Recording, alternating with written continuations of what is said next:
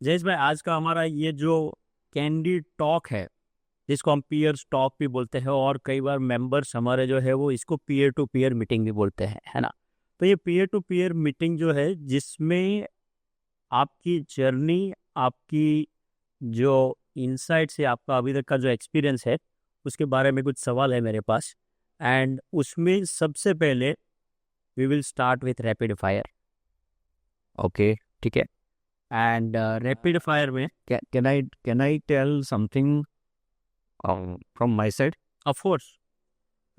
दोस्तों, सबसे पहले तो मैं डॉक्टर प्रवीण सिंह परमार को थैंक यू करूँगा कि उन्होंने ये एक अच्छा अपॉर्चुनिटी दिया है हमें, हमारी जर्नी और एक्सपीरियंस और वो सब शेयर करने के लिए। और उससे भी ज़्यादा ये जो हमारे एंटरप्रेन्योर्स की कम्युनिटी, प्रोफेशनल्स की कम्युनिटी के लिए जो कर रहे हैं, जो अकेलापन दूर करने की कोशिश कर रहे हैं, जो हमें मतलब मोटिवेट करते हैं, तो मतलब really I am thankful to you doctor Praveen Singh Parmar for inspiring us for a better growth. Thank you. Now you Thank please you so much, Jayesh bhai. All right, so let's start with rapid fire round, Jayesh bhai. And you have continue. to be ready, and your answers should be quick. And let's start. Okay. एक simple line में बताइए, who is Jayesh Pandya beyond astrology and vastu? First ball में yorker sir. अगर मैं अपने आप को define करूँगा तो थोड़ा मल्टीपल रोल है। मैं एक स्वीपर हूँ, झाड़ू वाला। मैं एक मैकेनिक हूँ और एक एजुकेटर। स्वीपर इसलिए कि मैं जहाँ जाता हूँ वहाँ कुछ भी मतलब गंदगी है तो मैं सफाई करने की कोशिश करता हूँ। मैकेनिक इसलिए कि कोई भी चीज़ अगर ठीक नहीं चल रही है तो उसको रिपेयर करने की कोशिश करता हूँ। क्या बात। और एजुकेटर इसलिए कि अल्टीमेटली लोगों को एजुकेट करने से ही वो रिपीट नहीं होगा। So super. ओके, नेक्स्ट सवाल है, आपके फैमिली और क्लोज फ्रेंड्स आपको ज्यादा क्या बोलते हैं, स्पिरिचुअल इंसान या कुछ और? परफेक्ट। ओके, आपका सुबह का रिचुअल कौन सा होता है जो पूरे दिन की एनर्जी सेट कर देता है? एक ऐसी आदत जो आपको इनर बैलेंस देती है। अभी एक्चुअली जो सवाल है वो ये है कि आपका मॉर्निंग रिचुअल क्या है, मेडिटेशन, ब्रेकफास्ट या सुबह की चाय? मैं मेरे बचपन से ही कभी मैंने चाय बिना बाथिंग कभी नहीं लिया breakfast and tea always after taking bath. So when I get up in the morning, तो first thing is to do little exercise, first warm up, then meditation, then again अपना daily routine, morning routine, right, fresh होते हैं। उसके बाद में मैं medicine लेनी होती है, इसके पहले ब्रेकफास्ट लेता हूँ। तो वो मेरा फर्स्ट ब्रेकफास्ट होता है, small, it's just half glass of milk with sattu powder and हल्दी। ये मेरा फर्स्ट स्मॉल ब्रेकफास्ट है। उसके बाद में मेडिसिन लेता हूँ, फिर मैं कुछ रिचुअल्स करता हूँ जो मेरे प्रोफेशन के हिसाब से मुझे करना चाहिए। बिल्कुल, तो वो करीब 1 घंटा होता है। उसके बाद में मैं ब्रेकफास्ट, मतलब कि समझो कि मेरे उठने के कम से कम 2 घंटे तक, 1.5 घंटे 2 घंटे के बाद में ब्रेकफास्ट करता हूँ और फिर मैं चाय पीता हूँ। क्योंकि हमारा जो स्टमक है उसको गर्म चीज रोज, मतलब हमारे यहाँ इतनी गर्मी ठंडी नहीं होती कि मॉर्निंग में उठने के लिए, वार्म अप के लिए बेड टी चाहिए, जो वेस्टर्न कंट्रीज में उनको रिक्वायरमेंट है, राइट। तो मेरे ख्याल से मतलब हम लोगों को जो हमारी जो बॉडी की सिस्टम है उसमें कोई भी बेवरेजेस जो हम मतलब मॉर्निंग में फर्स्ट लेना नहीं चाहिए, उसको अवॉइड करना चाहिए। That is my again suggestion. Okay, एक वास्तु मिथ जिस पे आपको हंसी आती है और थोड़ा दुख भी होता है। लोग ऐसा कहते हैं कभी कभी कि सर हम तो फ्लैट में रहते हैं तो हमें वास्तु कहाँ से लागू होता है। वास्तु तो जमीन से, जो जमीन के ऊपर जो मकान बना है उनको ही एप्लीकेबल होता है, राइट। तो फिर मुझे उनको समझाना पड़ता है आस्ते आस्ते, बिल्कुल। कि कि जैसे एनर्जी, इलेक्ट्रिक करंट है, वो सर्किट कंप्लीट होती है तो कितने भी किलोमीटर तक जाता है, वैसे बिल्डिंग जमीन के ऊपर एक के बाद एक फ्लोर से कंटिन्यूस सर्किट होती है तो एनर्जी फ्लो होती है। Perfect, super. कोई क्लाइंट मोमेंट जो आज भी आपको गूज बम्प्स देता हो, इन 1 लाइन और 2 लाइन्स। गूज बम्प्स में आप मतलब ऑडियंस के लिए थोड़ा मतलब क्लैरिफाई करेंगे तो मुझे लगता है कि गूज बम्प्स मतलब जो हमारे रुआड़े जो है उसको खड़ा कर दे, वैसी मोमेंट। रोंगटे खड़े कर रोंगटे खड़े कर।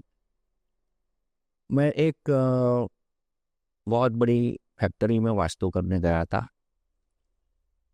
और मैंने पहले उसका लेआउट ग्रेडिंग वो सब किया था जो हमें करना है।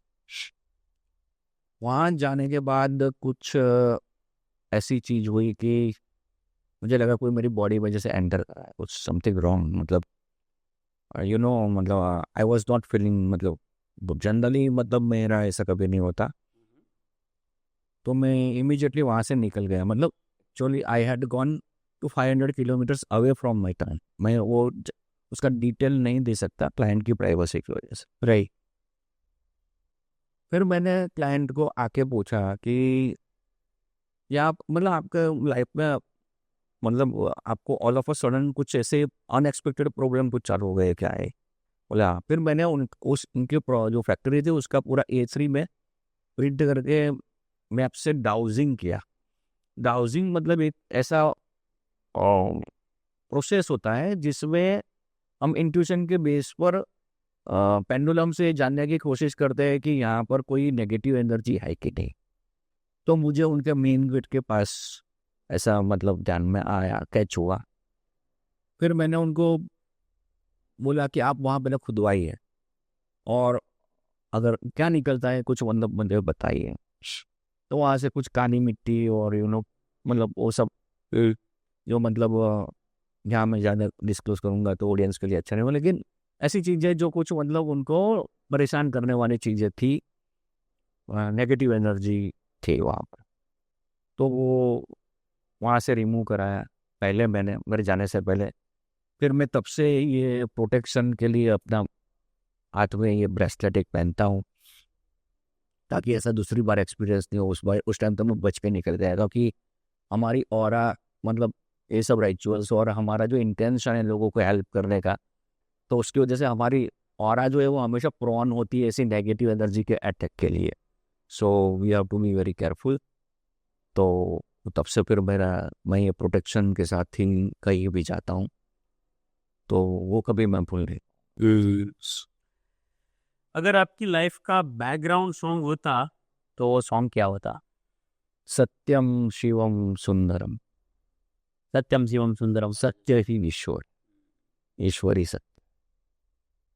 सुबह 5 elements, fire, water, air, earth and space, इनमें से कौन सा एलिमेंट आपकी पर्सनालिटी को सबसे अच्छे से रिफ्लेक्ट करता है? ऐसा है कि आपको या मुझे, मेरी पर्सनालिटी या प्रेमाइसिस, सब में ये 5 एलिमेंट्स का बैलेंस जरूरी है। कोई एक एलिमेंट के ऊपर डिफाइन नहीं कर सकते पर्सनालिटी पर अगर मेरी चॉइस होगी तो मैं earth element, down to earth पसंद करूंगा। क्या बात है। लोग वास्तु एक्सपर्ट को बुलाने से पहले सबसे फनी मिस्टेक क्या करते हैं?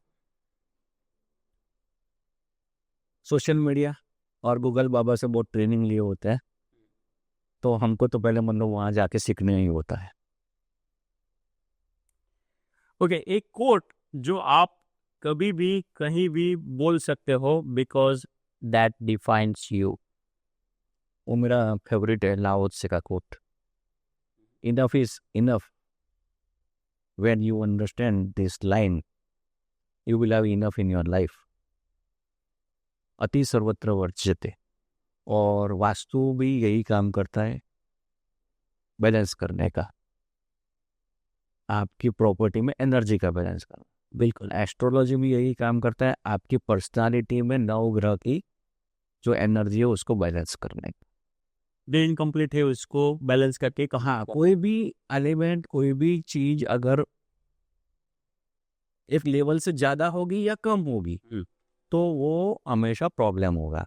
तो as Lao Tzu told it, if you understand enough is enough in your life then you will have enough in your life.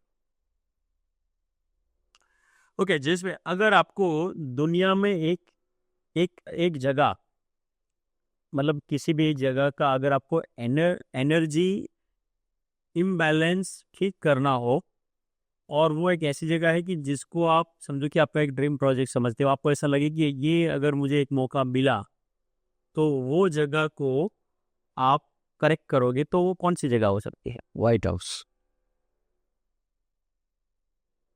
क्योंकि पूरी दुनिया को इन्फ्लुएंस यूएस करता है। बिल्कुल। और यूएस प्रेसिडेंट के अभी मतलब ये जब जो मतलब हम लोग देख रहे हैं, करेक्ट। तो अगर उसको ठीक कर लेंगे तो पूरी दुनिया ठीक हो जाएगी। क्या बात। ओके जय, सो ये कुछ छोटे सवाल थे। अभी अपने थोड़ा आपकी जर्नी जो है और आपका एज अ एक्सपर्ट, आपको जो इंसाइट जो मुझे जाननी है, जो हमारे जितने भी व्यूअर्स देख रहे हैं वो सबको पता होनी चाहिए, उसके बारे में थोड़ा सा आगे बढ़ते हैं। And let us start with your background and आपके अर्ली डेज। तो आपका बचपन, आपका फैमिली के बारे में, आपके एजुकेशन के बारे में, आपका जो अर्ली करियर डेज जो है उसके बारे की जर्नी थोड़ी सी बताइए। देखिए, मैं स्टार्टिंग मतलब मेरा जो फैमिली बैकग्राउंड वो मेरे मदर फादर जॉब करते थे। ओके। तो मैं अपने नाना के यहाँ ज़्यादा पला पड़ा। तो वो एस्ट्रोलॉजर थे उस टाइम के, वास्तु प्रैक्टिशनर थे। तो उनका ज़्यादा उनके साथ रहा। फिर मेरे मदर का ननियाल जो मैसाना में, वो चारों मामा जी भी उस टाइम के बहुत अच्छे और बड़े एस्ट्रोलॉजर और वास्तु कंसल्टेंट थे। नाड़ी एक्सपर्ट भी थे, स्वर एक्सपर्ट भी थे। तो और मैं था एकदम साइंस स्टूडेंट, रैशनल, मतलब हर एक चीज़ को वाई हाउ ये सबसे तरह तोलने वाला। तो मुझे ये थोड़ा तो अंदर से ऐसा लगा कि ये सब फेंक रहे, सच हो जाए। लेकिन 12th साइंस के वैकेशन में फ्री था उस टाइम, तो ज़्यादा एक्टिविटीज़ नहीं थे। आई एम टॉकिंग अबाउट 1984, ये फॉर ऑलमोस्ट 41 ईयर्स। तो उस टाइम लिमिटेड अपॉर्चुनिटीज़ थी ये सब एक्टिविटीज़ की। बिल्कुल। तो मैंने उनसे थोड़ा डिस्कस करना, ये कैसा है क्या है। और क्योंकि हम लोग फिजिक्स में एस्ट्रोनॉमी पढ़े थे, तो एस्ट्रोनॉमी के हिसाब से मतलब ये ग्रह वगैरह ये जो बोलते हैं कि क्या ये ऐसा असर होता है हमारे माइंड पर, बॉडी पर, तो हाउ मतलब दैट वर्क्स। तो ऐसा मतलब एक क्यूरियोसिटी और थोड़ा उनको थोड़ा समझाने की भी कोशिश में, ये सब है जो गलत है वो समझाने में मैंने ऐसे ही स्टार्ट किया पढ़ना और जानना और उनसे डिस्कस करना। तो बाद में मैंने उस टाइम तो आकाश बहुत क्लियर दिखता था, पोल्यूशन नहीं था, तो वो सब चीज़ें नज़र से देखा। एस्ट्रोनॉमी मतलब जिसको बोलते हैं कि ग्रह क्या है, नक्षत्र क्या है, तारे क्या है, उनका मूवमेंट क्या है। बिल्कुल। तो वो फिर मेरा उसके अंदर एक इंटरेस्ट डेवलप हुआ। फिर मैं इंजीनियरिंग में पढ़ता रहा। तो कॉलेज टाइम के बाद मतलब नाना जी के साथ प्रैक्टिस भी करता था थोड़ी बहुत, not for financial purpose, but मुझे अच्छा मतलब एक इंटरेस्ट डेवलप लगा, होने लगा। क्योंकि लोग ज़्यादातर जो आते हैं वो दुखी और अपने लाइफ में प्रॉब्लम होता है, तभी जैसे कोई डॉक्टर के पास जाता है वैसे ही एस्ट्रोलॉजर के पास जाता है। सही बात है। कोई मतलब जब तक प्रॉब्लम है तब तक वो प्रॉब्लम नहीं है, तब तक तो वो यही कहते हैं कि मैं ये मानता ही नहीं हूँ, ये सब बकवास है। लेकिन जब उनका दिमाग काम करना बंद करता है कि ये सब क्यों हो रहा है, तब उनको ऐसा लगता है कि यार चलो अभी यही एक बचा है। तो उसमें काउंसलिंग करना, उनको सुनना, सुनने से ही आधा दर्द उनका थोड़ा कम हो जाता है। तो मुझे लगा कि नहीं यार, ये मतलब वाकई में कुछ मतलब स्पिरिचुअल एक्टिविटी है। बिल्कुल। बट क्योंकि मैं एक मतलब स्पिरिचुअलिटी को अंदर से मतलब ज़्यादा मतलब स्पिरिचुअल होना पसंद करता हूँ मैं, उसका एक्टिविटी को इतना पसंद नहीं करता हूँ। और फिर एक इंजीनियर हुआ, फिर मैं I used to teach mathematics 11th-12th में मैथ्स पढ़ाता था। तो अगेन वहाँ पर भी वही, शुरू में तो बहुत मज़ा आया पढ़ाने का, मतलब लोगों को ये मैथ्स मतलब काम करते हैं ऐसे। और अल्टीमेटली पेरेंट्स की और स्टूडेंट्स की ये एक्सपेक्टेशन रहती थी कि हम लोग उनको मार्क छाप कर दे देंगे। मतलब हमको वो स्कोर का मशीन समझते थे कि हमको हायर कर लिया तो उनकी मार्कशीट में स्कोर आ और जाए। पड़ जाएगा, राइट। और थोड़ा बहुत ऐसा भी मतलब मैं कोशिश कर रहा था कि मतलब I was trying to educate, मतलब कि स्टूडेंट के अंदर वो एबिलिटी कैसे डेवलप हो, और वो लोग मार्क्स के पीछे जा रहे थे। तो मतलब फिर भी मतलब 12-13 साल पढ़ाया, बट और फिर क्या होता है मैथ्स, एक कोई भी टीचिंग जॉब में ये एक दिक्कत है कि आपका सैचुरेशन आता है, आप उसी चीज को बार बार पढ़ा रहे हो। मैं समझो कोई चीज बार बार। मैं ये मतलब हमारे मतलब एक चैप्टर चलता है, 11th में चलता था, एक चलता था 12th में, एक मैथ्स 1 में, एक मैथ्स 2 में, उस टाइम की मैं बात करूँ तो मतलब 4 चैप्टर एट द मोस्ट चल रहे थे। अब वो 4 चैप्टर दिन में अब मतलब 10 बार बोलना है वही, तो आप एक चीज तीसरी बार जब बोलोगे ना तो आपको अंदर से बोर्डम फील होगा। तो 10 बार बोलना मतलब यू कैन अंडरस्टैंड, तो वो it was just a mechanical process. Correct. इतना भी डिफिकल्ट सम मतलब मैथ्स एंड 11th-12th का मैथ्स तो बहुत मतलब डिफिकल्ट माना जाता है, उसमें भी कोई मतलब दिमाग चलाना है ऐसा मुझे मतलब फील नहीं होता था। सो देन मैंने सोचा कि अभी कुछ डिफरेंट करना चाहिए, और क्योंकि मैं मैथ्स में एक्सपर्ट था पर बुक में, लाइफ के मैथ्स में एक्सपर्ट नहीं था, तो बिजनेस किया, फिर इंडस्ट्रियल प्रोजेक्ट्स में कॉन्ट्रैक्ट्स रखे, ये सब किया, लॉस हुआ, माइनस में हो गया। मतलब मैं जब मैथ्स पढ़ाता था तो आई वॉज मिंटिंग मनी, मतलब आपको पता है कि 10th का रिजल्ट आने से ही मतलब सब बुक कर लेते हैं सर को। हाँ बिल्कुल। तो इजी मनी था, तो मतलब वो मुझे समझ नहीं था कि मनी अर्न करना कितना हार्ड है, राइट। तो वो सब बिजनेस किया तो समझ में आया। Then again I started from scratch. फिर मैंने सोचा अभी पढ़ाना तो नहीं है, मैं जॉब करूँगा। तो मैं फिर एक पहचान वाले ने मुझे एक कस्टमर केयर मैनेजर के लिए जॉब किया, एक ऑटोमोबाइल डीलरशिप थी, नाम नहीं बताऊंगा। तो क्योंकि वहाँ पर मुझे बोलना आता था इसलिए मुझे लिया गया। मुझे पूछा कि इंटरव्यू में आपको क्या आता है, मतलब मुझे बोलना आता है। अच्छा। हाँ, I can convince anyone. Right. तो बोले ये कस्टमर केयर में यही करना है, सेल्स वालों ने सब परेशान किए होंगे, इनको परेशान होंगे, तो आपको उनको काउंसलिंग करके समझाना होगा। ठीक है, कर लेंगे। तो मेरी टीम थी, करते थे। फिर इंश्योरेंस में मैनेजर ने अचानक रिजाइन कर दिया। Okay. And that was big department, about 35 people. And मुझे एमडी ने पूछा कि आप इंश्योरेंस डिपार्टमेंट हैंडल कर लोगे? मैंने कहा सर मुझे तो इंश्योरेंस के बारे में इतना ही पता है कि ये अगर नोटिस आती है प्रीमियम पेमेंट करने की, तो उससे पहले हमको प्रीमियम पेमेंट करना है, बाकी कुछ नहीं पता। तो उन्होंने कहा कि आप पीपल मैनेजमेंट कर सकते हो। मैंने कहा आई कैन डू दैट। बिल्कुल। तो उन्होंने मुझे बिठा दिया ऊपर से, 35 लोग मेरे अंदर में 2 असिस्टेंट मैनेजर, 4 उनके नीचे टीएल, टेलीकॉलर्स, एग्जीक्यूटिव्स, और वो सब मुझसे ज़्यादा जानते थे और मैं बिल्कुल ही जीरो था। तो मेरी मजाक उड़ाते थे कि सर को तो मतलब कुछ नहीं आता, मतलब वो ना कभी कभी ऐसा बोलते हैं ना कि भाई सर को पूछ लेते, यार सर को क्या पूछा, उनको क्या मालूम। मतलब एक छोटा एग्जीक्यूटिव भी ऐसा मेरे मुंह पे मतलब बोलता। मुझे इंश्योरेंस कंपनी के ऑफिसर्स मिलने आते थे, तो उनसे फिर मैंने पूछा कि सर इसमें कैसे मतलब आगे बढ़ सकते हैं। I want to reach at the top position, that is my passion always. मैं कोई भी चीज़ में मतलब वो वहाँ तक नहीं रहा। राइट। तो उन्होंने कहा कि ऐसे इंश्योरेंस इंस्टीट्यूट ऑफ इंडिया है, उसके आप अंदर एडमिशन लीजिए, उसमें पढ़ाई कीजिए, आप जॉब के साथ साथ वो कर सकते हो। आप एग्जाम्स देने होते हैं जनरली हमारे इंश्योरेंस कंपनी में, प्रमोशन चाहिए या रिक्रूटमेंट करना है काम, वहाँ से लेके प्रमोशन के लिए ये सब एग्जाम्स का पास हुआ तो वो एक क्रेडेंशियल्स मिलते हैं। राइट। तो मैं गया उधर, उनसे एड्रेस लिया, ऑफिस गया। तो उन्होंने कहा कि आप ये तारीख को एग्जाम है, आप फॉर्म भर दो। So I opted all the 3 subjects in the first layer, licentiate बोलते हैं जिसको। राइट। तो उन्होंने कहा कि आपने कभी पहले एग्जाम नहीं दिया, आपने पढ़ा नहीं, आपको सब्जेक्ट पता नहीं, अंदर क्या आता है पता नहीं, तो फिर आप तीनों सब्जेक्ट एक साथ कैसे क्लियर करेंगे? जनरली जो एक्सपीरियंस लोग होते हैं वो भी साल में एक सब्जेक्ट मुश्किल से क्लियर करते हैं। अच्छा। और वो भी साल में 2 बार एग्जाम्स उस टाइम होते थे अरेंज, अभी पता नहीं। 1 या 2 अटेम्प्ट करके पास करते थे। हाँ। उन्होंने कहा सर ज़्यादा से ज़्यादा क्या होगा, मैं फेल ही हूँगा ना, तीनों एग्जाम्स पढ़ेंगे, तीनों में मान लो फेल होता हूँ तो मैं फिर से पढ़ूंगा तो मेरा तो पक्का होगा ना। बराबर।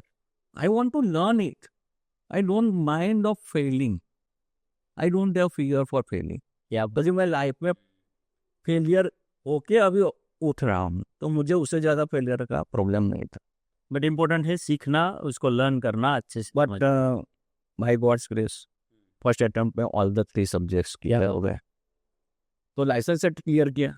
उसके बाद में एसोसिएट, एसोसिएट में 6 पेपर होते हैं।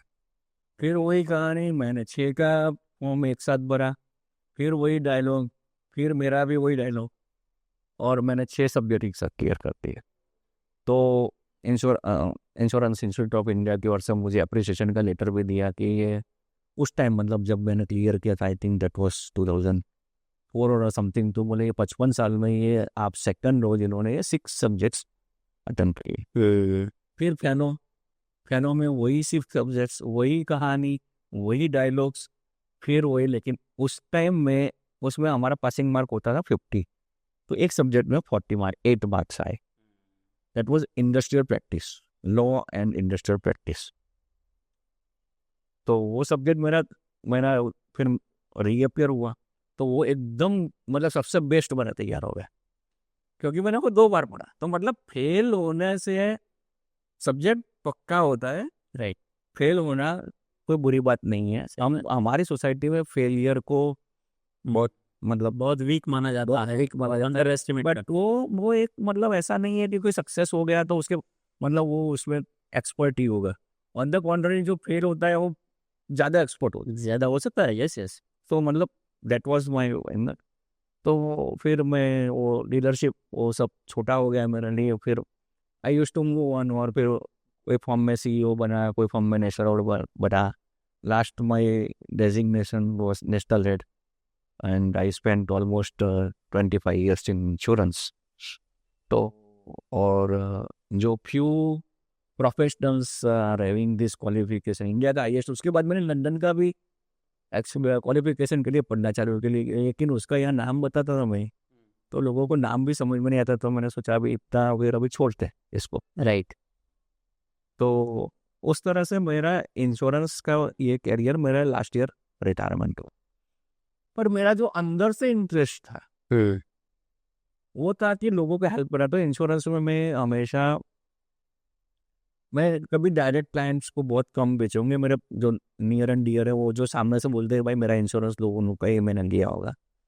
बाकी ज़्यादा अगर मैंने एजेंट्स को एजुकेट करने का ही ट्राई किया, उनको कैसे क्लाइंट्स को बेटर सर्विस दें, उनके क्लाइंट्स के क्लेम फंसे हैं उसमें उनको हेल्प किया। मतलब अल्टीमेटली अंदर से मेरा वही एम रहा हमेशा कि for betterment of the society. और मैं एस्ट्रोलॉजी, वास्तु, स्वरोदय ये सब पढ़ता था, लोगों से मिलता था, डिस्कशंस होते थे, वो अंदर से वो मैंने था मेरा। और उसके कोर्सेज भी मैंने किए ऑनलाइन। तो बाद में 14 फरवरी 2024 6:35 PM I fell down all of a sudden from when I was coming out of from my office and moving towards car. Dog came from nowhere and I had fallen down and lost my balance and fallen down, and I had fracture of femur in my right leg. Okay. So I was operated and bed rest for 6 months. So मैं national head था, travel compulsory था, तो corporate में आपको पता है कि वो इस पर तो, और फैमिली भी अभी कह रहे थे कि अभी ये सब इतना नहीं कर रहा है ट्रैवल वावल, अभी थोड़ा अपने आप को देखिए। Now you are becoming elder. बिल्कुल। But I was not feeling like that actually. तो मुझे, और मेरा वो जो 6 months बेड रेस्ट था उसमें लोग मिलने आते थे, तो वहीं फिर एस्ट्रोलॉजी, वास्तु ये सब मतलब फिर ज़्यादा उसके लिए मैं एक्टिव हो गया। तो मुझे लगा कि यार इनफ इज़ इनफ, अभी पैसे के लिए बहुत काम कर लिया, तो let's do something for society. तो मैं 31 जुलाई 2024 को जॉब को बाय बाय करके 1 अगस्त 2024 से एस्ट्रोलॉजी और वास्तु की प्रैक्टिस में 100% अपना टाइम दे रहा हूँ डिवोशन के साथ। Super, very interesting, very inspiring story Jayesh भाई। एंड आपने जहाँ से बताया कि आपका एक बचपन जो एस्ट्रोलॉजी में आपका इंटरेस्ट था, वहाँ से फिर साइंस की जर्नी, साइंस से फिर आपने कॉरपोरेट में, और वो भी आपने मल्टीपल कॉरपोरेट में अलग अलग पोजीशन पे आपने बहुत सारी चीज़ें एक्सप्लोर करी, आपने बहुत सारे लोगों की लाइफ जो है उसको देखा, समझा, and then finally you decided that you really want to enter into astrology. आपने जो पूरी जर्नी शेयर करी उसमें मेरे और कुछ सवाल थे, उसके भी आंसर इसमें आ गए हैं, तो I have to skip those questions. But अभी नेक्स्ट सवाल जो मेरा आपकी जर्नी के रिलेटेड है, वो ये है कि हर जर्नी में एक फेज ऐसा आता है कि जहाँ पे इंसान टूट जाता है, और उसको कई बार ऐसा लगता है कि बस अब ये चीज़ जो है यहाँ से छोड़ देनी है, या फिर इसको आगे नहीं लेके जाना है। तो आपकी जर्नी में आपने ये पूरा जो बताया, उसमें कहीं पे कोई ऐसा मोमेंट था, और वहाँ पे आपने खुद को कैसे संभाला, या फिर आपने कैसे उसको कंट्रोल किया? दो चीज़ें, एक मैंने बताया कि मैं मैथ्स पढ़ाता था, तो मैथ्स पढ़ाते पढ़ाते मुझे यही लग रहा था कि मैं यू नो नोट छापने की मशीन, तो I was saturated with it, so I left. I I मतलब मुझे लाइफ में कभी पैसे के लिए काम करना होता तो मैं फिर मुझे लगता है कि मुझे स्मगलर बनना चाहिए, मुझे दारू का बुटलेगर बनना चाहिए, मुझे सिर्फ पैसे के लिए काम कर रहा है। बट अगर मेरे पास मतलब कुछ एथिक्स है, वो मतलब मतलब पैसा शुड बी बाय प्रोडक्ट, मतलब लाइफ में मतलब आप करोगे पैसा तो आएगा अपने आप, वो तो मतलब कोई ऐसे मतलब वो फ्री में करना ही भी नहीं चाहिए कोई चीज। लेकिन आपका ऑब्जेक्टिव, आपका मोटो क्या है, आपका मिशन क्या है, तो वो होना चाहिए हमेशा सोसाइटी का बेटरमेंट, किसी का मतलब कैसे आप उसको मतलब उसको लाइफ में अपलिफ्ट कर सकते हो, दैट शुड बी मतलब मुझे हमेशा वही चीज कनेक्ट। इंश्योरेंस में भी मैं मतलब इंश्योरेंस क्या है कि लोगों का जो एक इम्प्रेशन है कि यार इम्प्रेशन वाले इंश्योरेंस वाले तो उतारते ही हमेशा बिल्कुल देखो मतलब माइंडसेट बरसाते हैं। हाँ, तो इसलिए मैंने कभी लाइफ इंश्योरेंस में मैंने काम नहीं किया, मैंने हमेशा नॉन लाइफ में किया। ओके। क्योंकि लाइफ इंश्योरेंस में इंडिया में उसको ऐसे परसीव करते हैं कि इट्स इन्वेस्टमेंट, हाँ, which is again a very big mistake people are doing. Pure insurance is only term plan.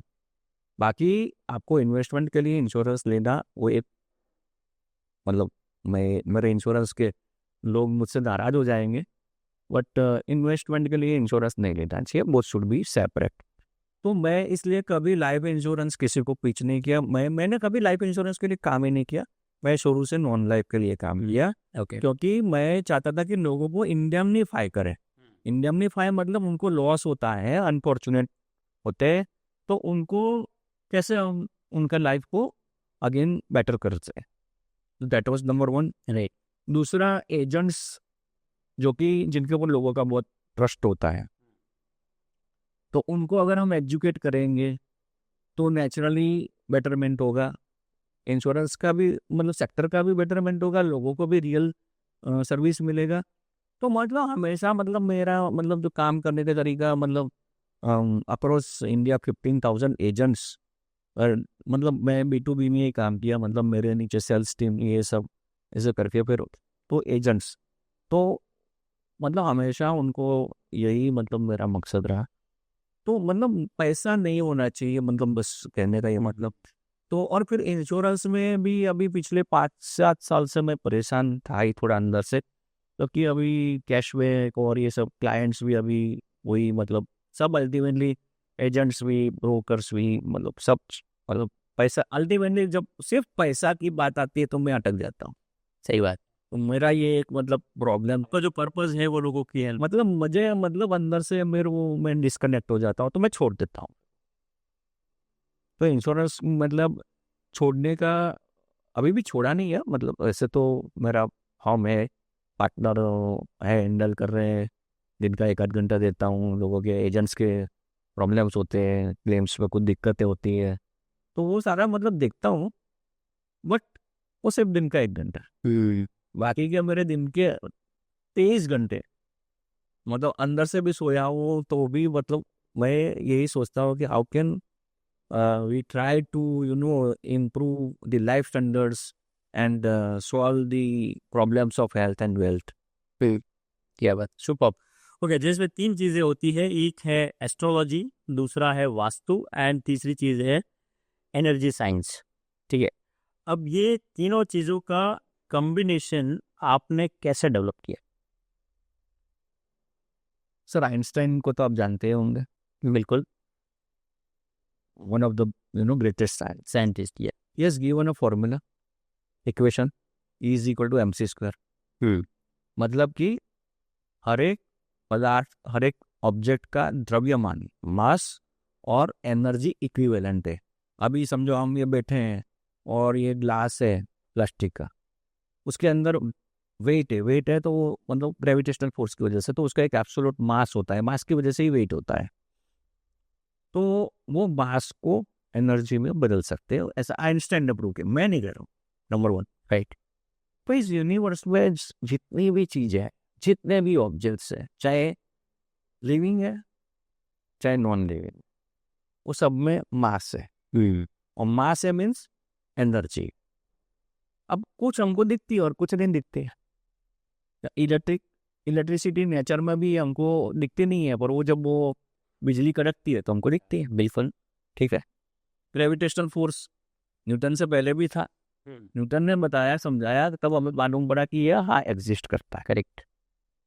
तो वैसे ही कॉस्मिक एनर्जी भी, जो तारों में से, नक्षत्रों में से, ग्रहों में से, ग्रह जो है तो उनकी अपनी लाइट नहीं होती है, सूर्य की लाइट, चंद्र है, चंद्र को सूर्य की लाइट मिलती है, रिफ्लेक्शन होता है तो उसमें वहाँ जो उनका स्ट्रक्चर है, मतलब बॉडी है, उसमें से रिफ्लेक्शन होता है तो वो मिक्सअप हो जाता है।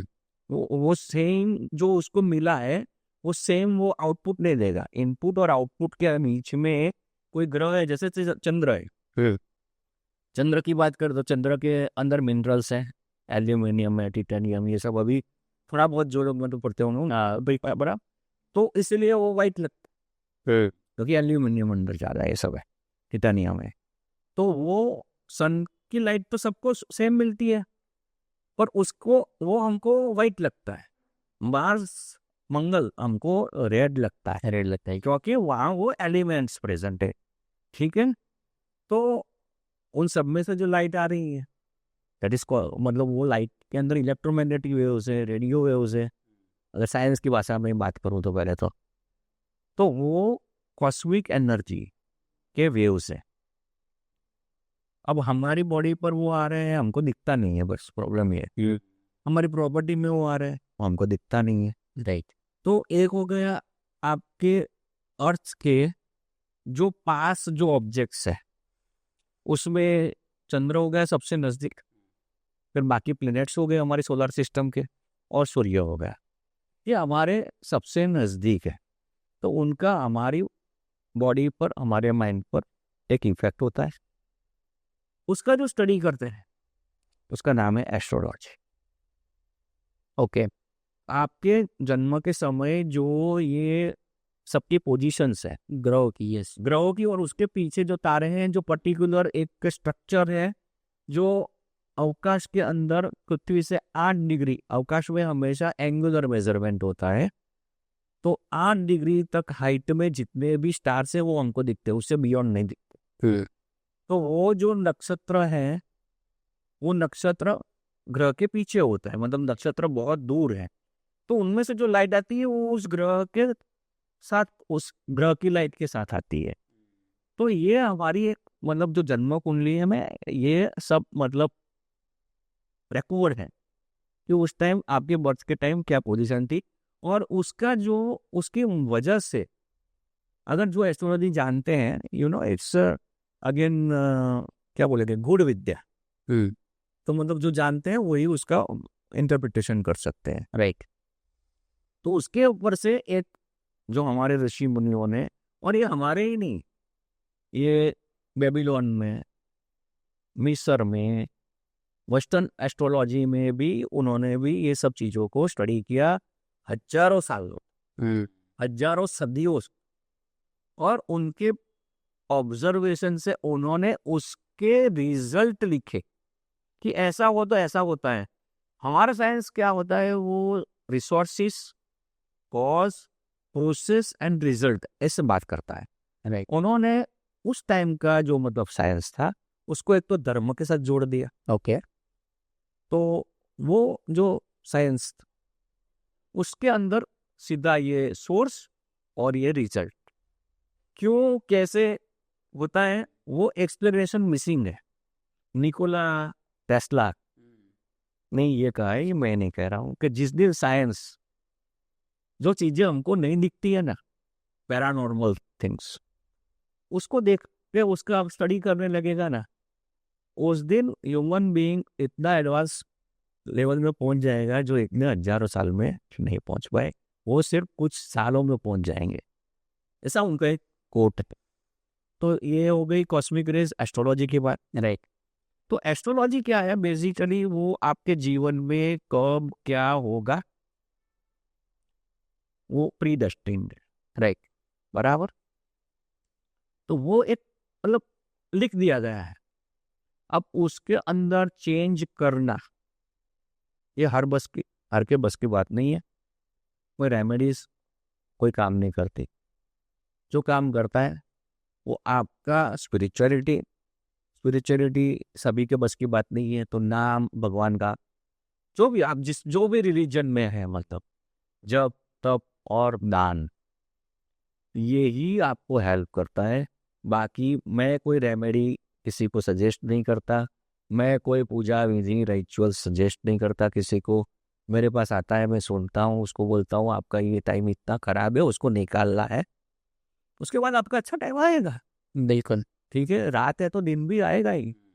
और तब तक क्या करना है, तो उनको फिर मैंने उन प्लैनेट्स के साथ जुड़ी हुई जो जड़ी बूटियां हैं, डिवाइन हर्ब्स, ऑस्पिशियस हर्ब्स, उनके एक्सट्रैक्ट निकलवाएं और बहुत ही रिजनेबल प्राइस में वो लोगों को मैं देता हूँ।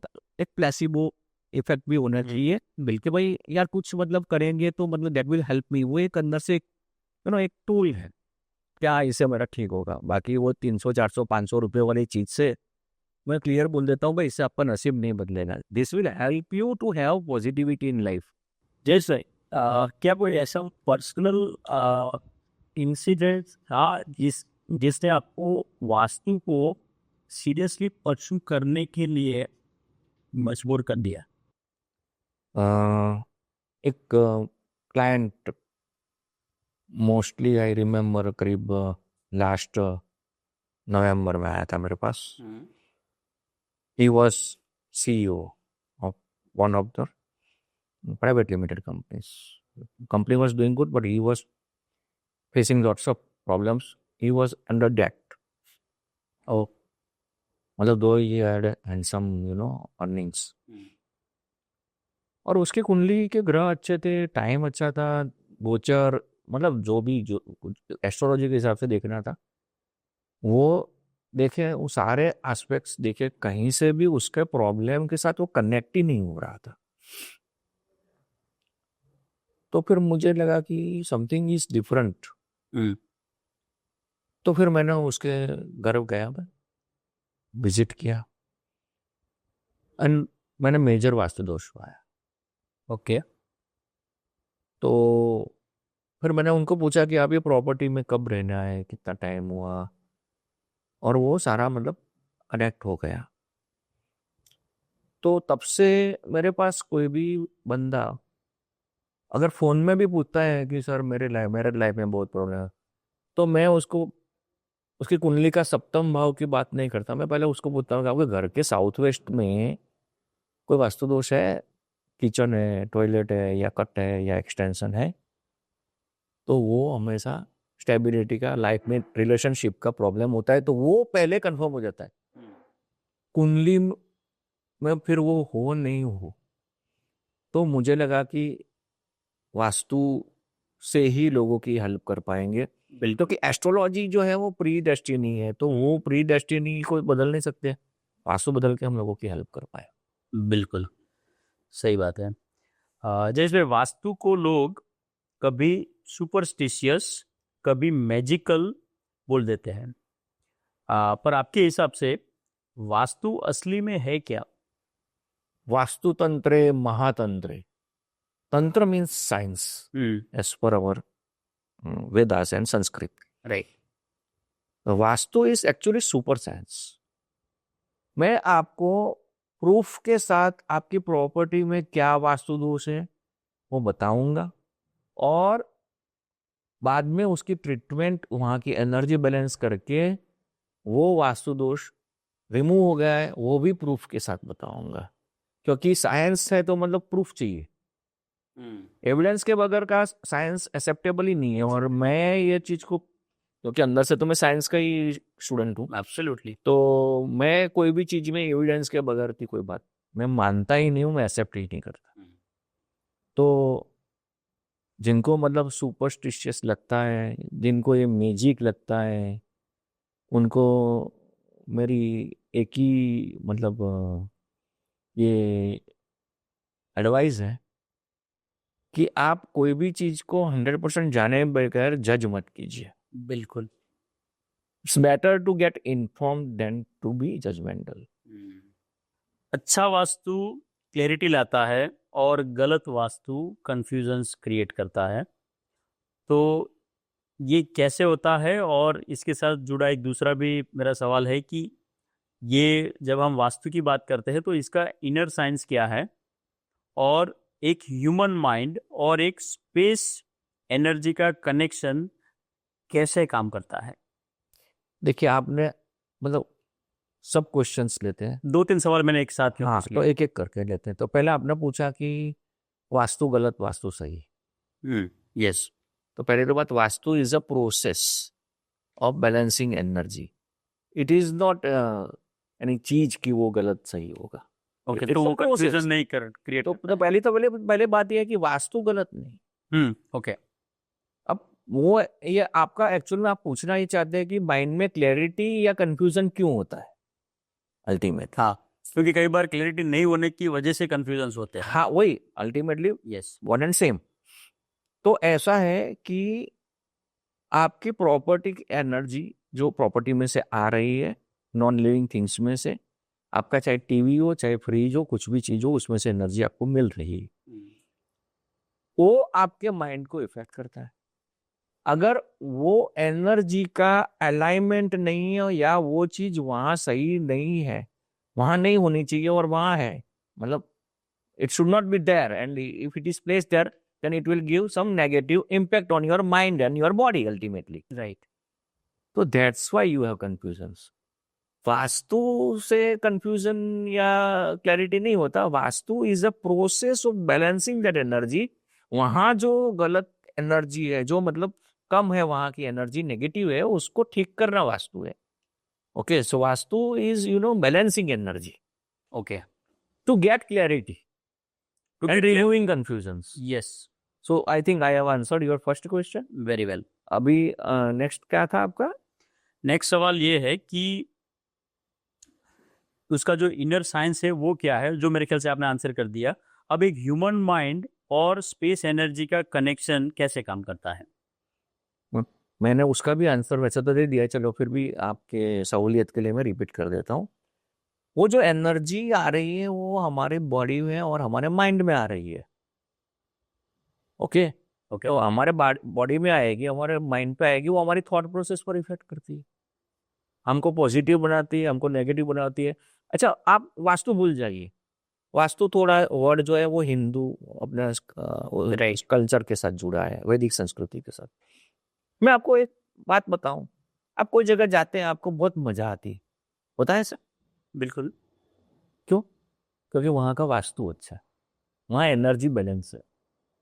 और कोई जगह आप जाते हो, कई लोग होते हैं उनको अपने घर में रहने का मन नहीं करता, क्योंकि वहां वास्तु दोष होते हैं। तो इट्स अबाउट मतलब वास्तु एक्सपर्ट को बुलाने की जरूरत नहीं है। आपके अंदर से आपको पता चलता है कि हाँ, यहाँ मुझे मजा आ रही है तो यहाँ का वास्तु अच्छा है, यहाँ मजा नहीं आ रही है तो वहां का वास्तु अच्छा नहीं है। एंड इसका बेस्ट एग्जांपल मुझे लग रहा है कि टेम्पल्स। हाँ, टेम्पल्स तो मतलब वो तो एकदम spiritual energy, positive energy, positive और उसका जो खुलापन, और अभी जो मतलब थोड़ा प्रॉब्लम हो गया है, सब सेल्फी वेल्फी, आपको पता है, वो सब भीड़ भाड़, तो उसकी ऑरा को थोड़ा वो मतलब नुकसान कर रहा है। लेकिन अल्टीमेटली आप जहां पर भी आप जाओ, आपको शांति मिलती है, सुकून मिलता है, वो जगह मतलब वहाँ का एनर्जी बैलेंस सही है, वहाँ का वास्तु अच्छा है, तो सीधा आपके माइंड को, आपके इनर साइंस को ये अपील करता है, इफेक्ट करता है। Very true. ओके जयेश भाई, अभी मेरा एक दूसरा सवाल है जो अभी जस्ट मुझे आ रहा है, ये आपने जो आंसर किया उससे, how do you balance energy in property by doing vastu, and you can and what remedies you are using and why? आपका सीधा साधा मतलब मैं समझूं कि मैं वास्तु कैसे करता हूँ। यस प्लीज, यस बिल्कुल। हाँ, तो वास्तु के लिए क्या यूज करता हूँ, क्यों यूज करता हूँ, तो उसके लिए जो हमारे जो ऋषि मुनियों ने जो हमारे वास्तु के जो ग्रंथ लिखे हैं, मयमत्तम है, विश्वकर्मा प्रकाश है, सम्रांगण सूत्रधार है, बहुत से, उसमें जो चीजें जो उनका मतलब ये कहना है, उन्होंने तो पहले क्या कहा है कि हमारी जो भी प्रॉपर्टी है उसको सेंटर को ब्रह्मा जी का नाम दिया, उनको घर का प्रॉपर्टी का सीईओ बनाया हुआ है, उनके नीचे फिर 4 डेप्यूटी सीईओ है, और उनके नीचे फिर हर एक डेप्यूटी सीईओ के नीचे 2-2 एचओडी दिए, ठीक है। तो वो एक हम ब्रह्मा जी स्वयं, उनके 4 डेप्यूटी सीईओ, उनके नीचे 8, 8 4 12, एक हो गया 13, राइट। और 32 उनके फ्रंट प्लेयर्स हैं। ओके ओके, इस तरह से टोटल कितना हो गया 45। ये 45 एनर्जी के अलग अलग सब डिवीजन से छोटे छोटे हिस्से हैं, छोटे बड़े, और उसके हर एक के एक एट्रीब्यूट है, उसके अनुसार हमारे शास्त्रों में बताया गया। और उनको, क्योंकि वहाँ जो पहले ये साइंस की प्रैक्टिस करने वाले ऋषि थे, तो वो रिलीजियस चीजों से जोड़ते थे, तो उन्होंने उसको देवता के नाम से बताया। तो वास्तु में 45 देवता का बहुत इंपॉर्टेंट है। तो ये जो 45 देवता में 45 different sections of our property, nothing else. बिल्कुल। तो उसमें हर एक जो भी है देवता, जो भी मतलब पार्ट ऑफ द प्रॉपर्टी है, उसके एट्रीब्यूट्स है, उस एट्रीब्यूट के हिसाब से आप काम करें तो एनर्जी बैलेंस हो गई। और उसके आगे अगर मैचिंग काम नहीं करेंगे, उसके सिंक्रोनाइज वे में काम नहीं करेंगे, तो एनर्जी इम्बैलेंस हो गई, नेगेटिव हो गई, ठीक है। राइट। अब हमारे जो शास्त्रों में बताया है उस हिसाब से ये जो देवता है, उनको अगर वहां दोष है तो प्रसन्न करने के लिए एक उनका प्रिय आहार है, फिर उनको पसंद एक गंध है, एरोमा है, फिर उस जोन से रिलेटेड कलर है, उस जोन से रिलेटेड एलिमेंट है। जैसे फायर है तो उसके लिए कॉपर हो गया, वाटर है तो उसके लिए एल्यूमिनियम हो गया। तो वो महावास्तु के दिन है, वास्तु के अंदर भी अलग अलग ब्रांचेस है, तो वो जोन के हिसाब से एलिमेंट है, एलिमेंट के हिसाब से मेटल्स है, राइट। मटेरियल है, कलर्स है। जैसे नॉर्थ के लिए ब्लू कलर मतलब होना चाहिए, ईस्ट के लिए ग्रीन कलर है, साउथ के लिए रेड कलर है, तो कलर थेरेपी है। फिर चाइना की वजह से फेंगशुई के प्रभाव से हम लोग क्रिस्टल्स भी यूज कर रहे हैं। तो इतना मेजर हो गया, कलर्स हो गए, क्रिस्टल्स हो गए, मेटल्स हो गई, गंध हो गई, और आहार हो गया। अब एक डॉक्टर के पास आप जाते हैं तो वो इसमें से कौन सी, उनके पास 5 टाइप की दवा है, तो वो क्या करेंगे आपको, वो जैसा पेशेंट, उसके जैसे सिम्टम्स, उसका जैसा एलिमेंट, उस हिसाब से दवाई देंगे ना, कि सब जगह एक ही दवाई लिखेंगे, सिम्टम्स के हिसाब से देंगे। अच्छा, तो सबसे पहली बात यह है कि जो हमारे जो शास्त्रों में जो बताया है उसमें उनके जो लिए मंत्र है, उनको प्रसन्न करने के लिए, उनकी जो एरोमा है और उनका जो फूड है, वो देने से ही मतलब वहाँ जो फॉर्म, जो स्ट्रक्चर के फॉर्म में चेंज करेंगे तो ही रिजल्ट सस्टेनेबल वे में बेटर मिलते हैं। हर एक चीज की इफेक्टिवनेस है, कलर की है, क्रिस्टल की है, मेटल की है, लेकिन सबकी अलग अलग परसेंटेज है। तो जैसा दोष होगा वैसा करना पड़ेगा। अगर जनरल गाइडेंस देना है तो मुझे कोई बोलेगा कि नॉर्थ वेस्ट में कौन सा कलर यूज करना पड़ेगा, या घर में अक्रॉस कौन सा यूज करना पड़ेगा, वो बोला मॉर्निंग ग्लोरी यूज करो, कोई टेंशन नहीं। तो कलर भी काम करता है, लेकिन उसकी इफेक्टिवनेस कितनी है? 5%, 10%। मेटल की इफेक्टिवनेस वैसी हो गई। तो आपका वास्तु दोष में ये सब चीजें काम कर सकते हैं, पर उसकी सबकी इफेक्टिवनेस अलग अलग है। तो मेरा जो पसंद का है, जो हमारे शास्त्रों के हिसाब से, वो है जो वास्तु के देवता के पसंद, एरोमा और उनका फूड। पिरामिड यूज कर सकते हैं लेकिन सोच समझ के, क्योंकि pyramid is a geometrical shape basically which amplifies, वो एनर्जी बढ़ाते हैं। तो टॉयलेट में नेगेटिव एनर्जी हमेशा होती है, कोई भी डायरेक्शन में रखो, घर में टॉयलेट नेगेटिव एनर्जी का सोर्स है। अब आप टॉयलेट में पिरामिड रखोगे, क्या होगा साहब? वहां की नेगेटिव एनर्जी अनेक गुना बढ़ जाएगी, प्रॉब्लम बढ़ जाएंगे। बिल्कुल।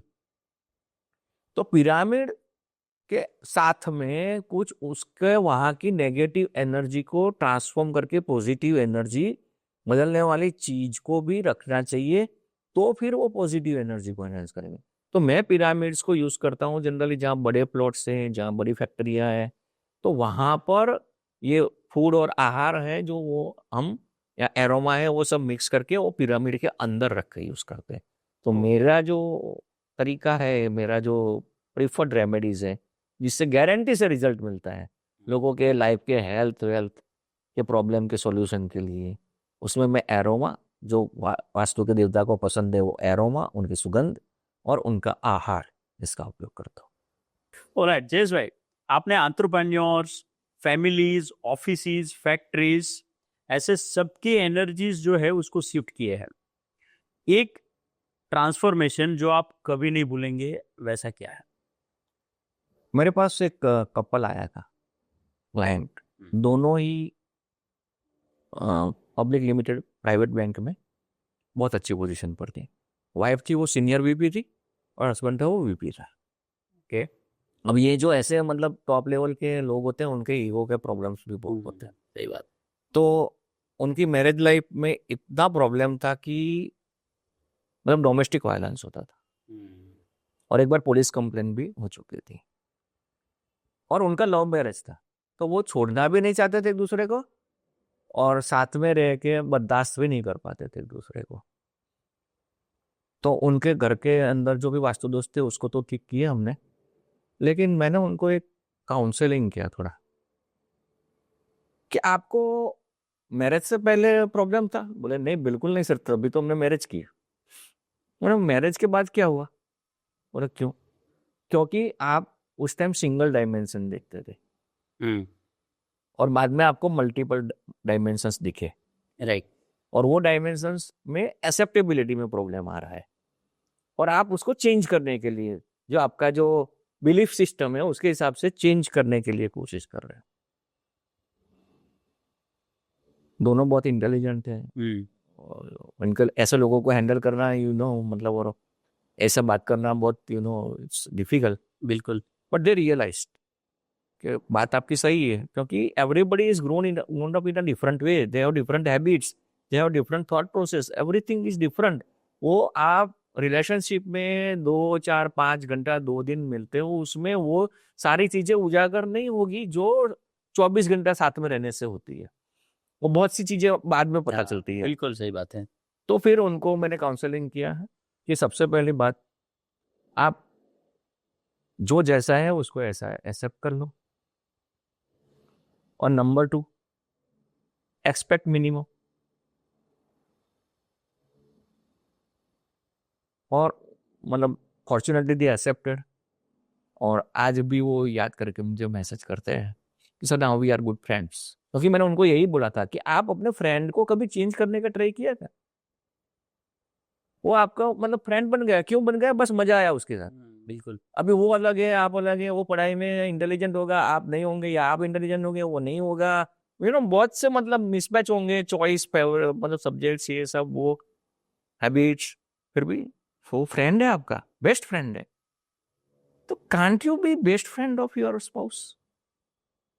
दैट्स इट, जैसा है वैसा एक्सेप्ट कर लो ना, खत्म।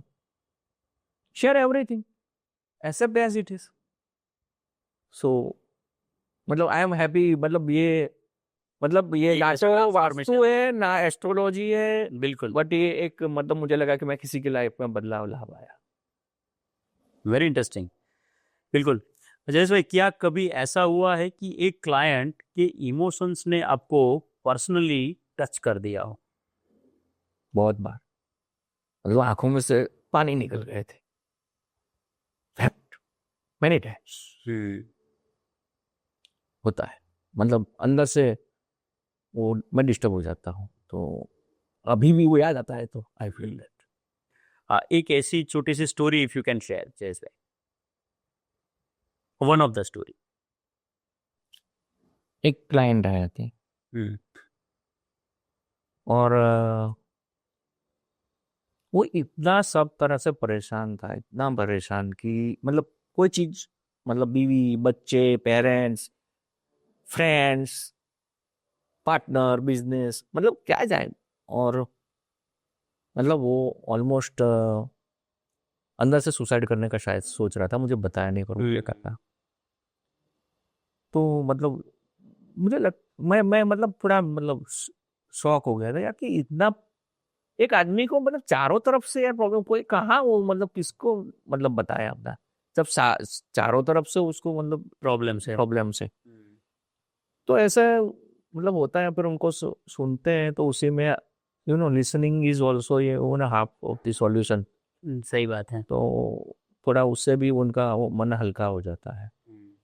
बाकी हर प्रॉब्लम का सॉल्यूशन एस्ट्रोलॉजर या वास्तु के पास भी नहीं होता, this is the fact I should tell. Jayesh भाई, आपकी सिग्नेचर लाइन है मिनिमम चेंजेस मैक्सिमम रिजल्ट्स, और ये अप्रोच आपने कैसे बनाया? ये अप्रोच कहाँ से आया? प्रवीण भाई वेरी सिंपल है, I always put my leg in the shoes of my client. अगर मुझे कोई वास्तु वाला आके बोलता है कि यार आपका टॉयलेट है वो नॉर्थ ईस्ट में है, बड़ा वास्तु दोष है, इसको तोड़ फोड़ कर दो, अभी मैं फ्लैट में रहता हूँ, कैसे पॉसिबल हो गया? सो मतलब अब एक, या मतलब ऐसा बोल दो कि इधर मेन गेट नहीं, फैक्ट्री है तो इधर मेन गेट नहीं उधर मेन गेट बना दो, या ये मशीन यहाँ नहीं यहाँ लगा दो, तो फ्लो चार्ट के हिसाब से वो पॉसिबल ही रहता, फ्लो के हिसाब से वो जो प्रोडक्ट जो असेंबली लाइन है, और उसके लिए बहुत फिर एक्सपेंस लगता है। तो मतलब क्लाइंट को ऐसा मतलब, और मेरे बहुत से ऐसे कलीग्स हैं जो ऐसा मतलब करवाते हैं, बट मुझे लगा कि हमें मतलब अगर अपने आप को पहले क्लाइंट की जगह रखना चाहिए। सही बात है। तो आज मेरे घर में भी अगर वास्तु में करता हूँ तो मैं कैसे करूँगा, तो मगर अगर मैं घर का ओनर हूँ तो मैं ये सोचूंगा कि भाई कम से कम चेंज हो, तो दैट गिव्स मतलब वो मुझे ये ऐसे लगा कि ये ऐसे ही करना चाहिए। बिल्कुल। जयेश भाई, जब लोग आपके पास आते हैं तो वो कहीं ना कहीं एक फियर, होप, कंफ्यूजन और वो सारी चीज़ों के साथ आते हैं, और उन इमोशंस को आप कैसे हैंडल करते हो? इसमें दो तीन चीजें होती है, पहले तो उनको एक फियर होता है कि यार ये जाएंगे तो अपने को शीशे में उतार देंगे, पैसा वैसा ये करने को बोलेंगे बहुत वो बड़ा करे। फियर होता है। हाँ बराबर। तो मेरे यहाँ मतलब वो डैशबोर्ड पर ही एक टेबल टॉप बनाया हुआ है एक्रेलिक का, जिसके ऊपर लिखा है कि नो पूजा विधि, no gemstone, no structure change, फलाना ढिमना। तो वो पढ़ के थोड़ा उसको अंदर से एक बैक ऑफ माइंड ये आ जाता है कि ओके भाई यहाँ पर वो बात नहीं है। तो पहली बात उससे मतलब अंदर से फियर हट जाता है। और मैं उनको मतलब टाइम लिमिट कभी मैं इसे रोकता नहीं हूँ कि 15 मिनट कंसल्टिंग करूँगा 1 घंटा करूँगा, कोई कोई क्लाइंट मेरा 2 घंटा भी लेता है, लेकिन क्योंकि सबसे पहला हमारा जो कर्तव्य है ये है कि हमें उनको आए हैं तो उनको वो जाए तो पॉजिटिव बन के जाए। सही बात है। तो वो जो अपना जो दुख दर्द लेके आए हैं वो मैं सुनूंगा तो वही मतलब वो निकल जाएगा ना, वेंटिलेट हो जाएगा। बहुत लोग तो घर में भी नहीं बता सकते, ऐसे ऐसे प्रॉब्लम बताते हैं, तो वो वेंटिलेट करना पड़ता है उनको। तो दिस इज साइकोलॉजिकल ट्रीटमेंट, तो वो आधा घंटा पौना घंटा तो सुनना ही है तब तक। और मैं जैसे एस्ट्रोलॉजी के लिए आया तो वो देख लेते हैं, साथ साथ में थोड़ा उनका घर का पूछते हैं, वास्तु के गाइडेंस भी उनको देते हैं। तो ऐसे करके टोटालिटी में सॉल्यूशन देने की कोशिश करते हैं, जिससे अल्टीमेटली वो पॉजिटिव होकर जाए, चाहे कितने भी समय बैठना पड़े उसको। और आपको कब ऐसा फील होता है कि आपका काम सिर्फ कंसल्टेंसी नहीं, किसी की जिंदगी बदलने का काम है? मेरे पास आउट ऑफ स्टेशन से क्लाइंट का फोन आया था और अपॉइंटमेंट मांगी कंसल्टेशन के लिए। मैंने उसको 3 वीक्स के बाद का टाइम दिया, आई वॉज बिजी। और क्या आउट स्टेशन के क्लाइंट होते तो मैं गूगल मीट या जूम मीट करना पसंद करता हूँ, वीसी, तो और उसके लिए ऑफिस में बैठना पड़ता है ये सब, या घर से करते हैं तो कंफर्टेबल टाइम होना चाहिए और 1 डेढ़ घंटा चलता है। तो मैंने उसको 3 वीक्स के बाद बोला, तो उसने एक लाइन बोली, सर 3 वीक के बाद शायद मैं रहूँ या ना रहूँ। मैंने बोला क्यों भाई? बोले सर मेरा मतलब इधर मैं गले तक आ गया हूँ, इतने तक आ गया हूँ, तो मैं सुसाइड की कगार पे ऊपर, मैंने सोचा एक बार आपसे बात कर लो। तो मुझे लगा कि, और फिर धीरे धीरे उसको संभाला, 2-3 सीटिंग्स उसके मतलब ऑनलाइन हमने सेशंस किए, और आज वो अच्छा एक बिजनेसमैन है फैमिली के साथ। तो मुझे लगता है कि हम मतलब लोगों के लिए ही काम मतलब कर सकते हैं। और जैसे वास्तु इंडस्ट्री को लोग या तो ओवर हाइप करते हैं या कंप्लीटली इग्नोर, आपके हिसाब से ऐसा क्यों होता है?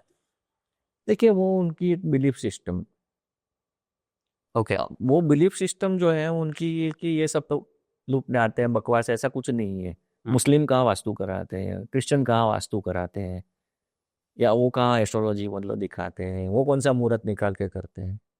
एक्चुअल में आप एस्ट्रोलॉजर को कंसल्ट करो या ना करो, वास्तु कराओ या ना कराओ, जो आपका डेस्टिनी में है वही होने वाला है। आप एस्ट्रोलॉजर के पास तभी जाते हैं जब आपकी डेस्टिनी आपको वो सॉल्यूशन देना चाहती है, वो कोई हमारे जैसे किसी जरिए को चुनकर।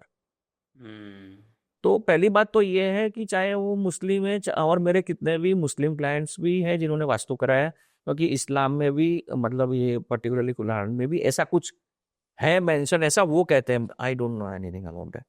मेरे क्रिश्चियन क्लाइंट्स में सरदार जी तो काफ़ी है। तो मतलब ऐसा नहीं है, क्योंकि ये कहीं ना कहीं अंदर से गट फीलिंग आती है कि भाई मुझे यहाँ प्रॉपर्टी में मजा आ रही कि नहीं आ रही है। हाँ, सही बात है। वो वास्तु है। तो वास्तु आप चाहे मानो या ना मानो, एनर्जी तो आपको आ ही रही है। प्लेनेट से जो तारे हैं वो कॉस्मिक एनर्जी वो आपको मिल ही रही है, वो तो अपना काम कर ही रहे हैं। आप मानो या ना मानो, उनको कोई फर्क नहीं पड़ता, they are on the duty. Okay. और एक अपने ओवरऑल जो है वो वास्तु के बारे में बात करें, जो एक जनरल अभी का जो ट्रेंड है उसके हिसाब से बात करें, तो क्या आपको ऐसा लगता है कि वास्तु अब एक साइंटिफिक डायरेक्शन में जा रहा है, या फिर अभी भी वो मिसयूज हो रहा है, अनट्रेंड लोगों के हाथ में है? अभी सोशल मीडिया की वजह से 1 मिनट के रील बनाने में, 30 सेकंड्स के रील बनाने में, सुपरफिशियल वे में नॉलेज शेयरिंग हो रहा है। कोर्स भी उस तरह से होते हैं, 99 रुपीज में कोर्स। राइट। एस्ट्रोलॉजी या vastu is not a topic for viral content. It needs detailed understanding and deep knowledge. तो उसकी वजह से क्या हो रहा है कि ऐसे बहुत ही मतलब जो एस्ट्रोलॉजर्स, वास्तु कंसल्टेंट्स हैं, वो जैसे मैंने बताया टॉयलेट में पिरामिड लगाए हुए हमने देखे, निकलवाए हैं। जेमस्टोन लोगों को पहना देते हैं, जबकि वो बिना उसको, without giving them proper understanding. तो बहुत है इसके अंदर प्रॉब्लम है, इसीलिए ही ये बदनाम थोड़े है। I should accept it. तो हमने इसीलिए ही अभी एक प्लेटफॉर्म लॉन्च कर रहे हैं ऑनलाइन, कि जो लोग ये बेसिक कोर्स किए हैं पर फिर भी उनको वो अपने क्लाइंट्स को फंडामेंटल्स के साथ अच्छा समझ के डिटेल में कोर्स करें, उसके लिए हम एक एकेडमी लॉन्च कर रहे हैं। क्योंकि मैं अकेला कितना करूँगा, तो मैं चाहता हूँ कि लोग तैयार हों, जो सही करते हो। तो हम एक ऑनलाइन कोर्सेज की सीरीज लॉन्च कर रहे हैं अभी, ताकि लोगों को सही समझ आए इसका हाँ, क्या साइंस है, क्या और चीज़ है। वही हमारे जमाने वाले लोग रहेंगे उसमें, वो बीड़े बोलते हैं ना वैसे। हाँ इनके फंडामेंटल्स अभी के ज़माने से बेहतर है या डिफरेंट है। सही बात है। ओके, जैसे प्रॉपर्टी खरीदते वक्त लोग सबसे बड़ी गलती क्या करते हैं जो आपको अवॉइड जो अवॉइड की जा सकती है? देखिए ऐसा नहीं, बहुत जो लोग वास्तव में मानते हैं वो, या कोई भी जनरली सभी को ऐसा होता है कि भाई जो मेन डोर है उसको देखना चाहिए। अब वो क्या करते हैं, मेन डोर या तो अंदर की तरफ जाता हुआ, मतलब बाहर से देखते हैं खड़ा हुआ, दैट इज ऑल्सो रॉन्ग। अंदर खड़ा होकर बाहर की तरफ जाता हुआ देखते हैं, वो भी रॉन्ग। तो मेरे पास फिर क्लाइंट को हम जाते हैं वास्तु के लिए, मैं उनको बोलता हूँ कि आपका जो मेन डोर है वो तो इनऑस्पिशियस है। तो बोले सर हमने तो इस डायरेक्शन का देखा है। फिर मैं उनको कंपास से दिखाता हूँ कि आपको घर के सेंटर में से खड़ा होकर कंपास, एक तो मोबाइल एंड्रॉयड आपने यूज़ करना है, कंपास इंस्ट्रूमेंट जो अपना पुराने ज़माने का, हमारे ज़माने का, वो यूज़ करना चाहिए, या आईफोन।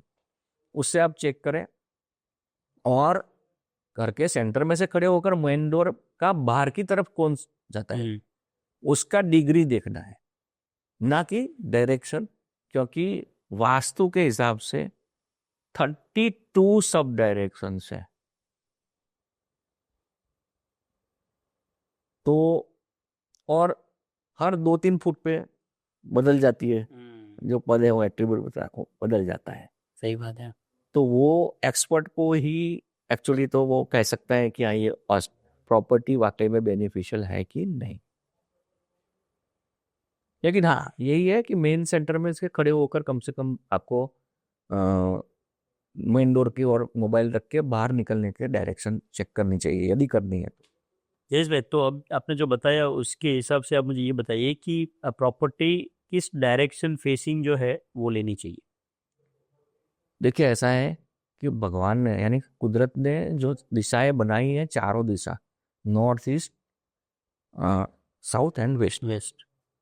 ये चारों में तीन चार मतलब नॉर्थ के अंदर 3-4 पद अच्छे हैं, ईस्ट में 2-3 पद अच्छे हैं, साउथ में 2-3 पद अच्छे हैं, वेस्ट में 2-3 पद अच्छे हैं। पद में बोल रहा हूँ।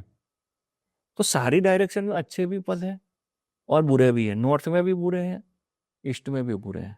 तो कोई भी डायरेक्शन अच्छी भी नहीं है, बुरी भी नहीं है। हमारी ये मीथ है कि हम नॉर्थ फेसिंग लेते हैं, हम ईस्ट फेसिंग लेते हैं, तो दैट इज बेटर। पर ऐसा बिल्कुल ही नहीं है। अगर नॉर्थ में भी आपका N2 फेसिंग होगा अगर, तो आपके ऊपर अटैक होने की पूरी संभावना है। लोग, आपके शत्रु आपके ऊपर हमेशा आपको नुकसान करने की कोशिश करेंगे। तो यह हर एक पद का एट्रीब्यूट है। हर एक डायरेक्शन की 8 इक्वल पार्ट्स किए जाते हैं। तो नॉर्थ के 8 है, ईस्ट के 8 है, साउथ के 8 है और वेस्ट के 8 है। टोटल 32 पार्ट्स होते हैं, 32 सब डायरेक्शंस होती है। उसमें हर एक में N3 N4 N5 नॉर्थ में, ईस्ट में E3 E4, साउथ में S3 S4, S2 भी अच्छा है, और वेस्ट में W2 W3 4 के पद अच्छे। बहुत देखने चाहिए डायरेक्शन में। ओके, मतलब एक आपके जैसे वास्तु एक्सपर्ट की हेल्प लेनी चाहिए। I think that will be the right answer. Gautam Adani साहब का जो मेन डोर है वो साउथ फेसिंग है। साउथ का फेसिंग घर हाँ, या वेस्ट का फेसिंग घर इतनी आपको संपत्ति देता है जितना आप सोच भी नहीं सकते। जयेश भाई, हम लोग रियल एस्टेट के बारे में बात कर रहे थे, और रियल एस्टेट की जब बात करते हैं तो अब समझो कि आज के टाइम में जब रियल एस्टेट डेवलपर्स जो है वो जब वास्तु एक्सपर्ट को साथ में लेके एक बिल्डिंग बनाते हैं, तो आपको क्या लगता है उनको सबसे ज़्यादा किस स्टेज पे कंसल्टेंट की या फिर एक्सपर्ट की ज़रूरत होती है? देखिए वास्तु 2 तरह से हो सकते हैं उनके लिए। एक जो एंड यूजर यानी कि उनके जिनको बेचना है, एक घर का वास्तु का है। लेकिन सबसे पहले तो वो जमीन लेते हैं, अब वो जमीन अगर कटाव वाली या कुछ मतलब एक्सटेंशन ऐसा, क्योंकि रेगुलर शेप तो मिलेगा नहीं, स्क्वायर रेक्टेंगल ऐसा प्लॉट मिलना बहुत मुश्किल होता है, लैंड मिलने। तो इरेगुलर शेप्स होते हैं, एसामेट्रिक शेप्स होते हैं।